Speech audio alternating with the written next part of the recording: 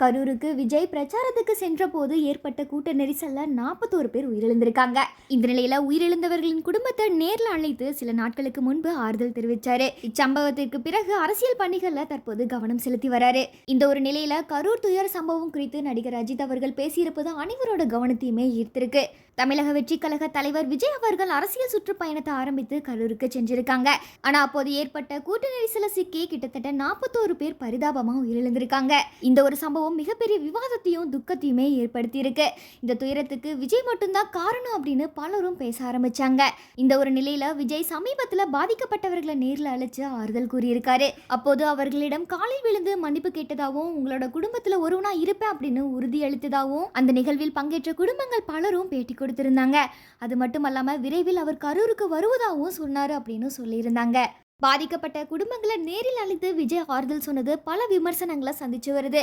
இந்த நிலையில கரூர் துயர சம்பவம் குறித்து நடிகர் அஜித் அவர்கள் பேசியிருப்பது அனைவரோட கவனத்தையுமே ஈர்த்திருக்கு.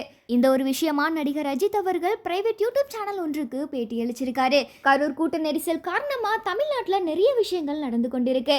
அதுக்கு அந்த ஒரு தனிநபர் மட்டுமே காரணம் இல்லை.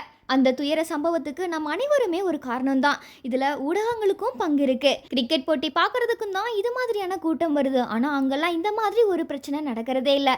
ஆனா ஏன் திரையரங்குகள்ல மட்டும் நடக்குது? அதுலயும் சினிமா பிரபலங்களுக்கு மட்டும்தான் இந்த மாதிரி அதிகமா நடக்குது. இதனால தான் ஒட்டுமொத்த திரையுலகத்தையும் உலக அளவில் தவறாக பேசப்பட்டு வராங்க. இது எல்லாமே ஒரு முடிவுக்கு வரணும் அப்படின்னு நடிகர் அஜித் அவர்கள் பேசியிருந்தாரு.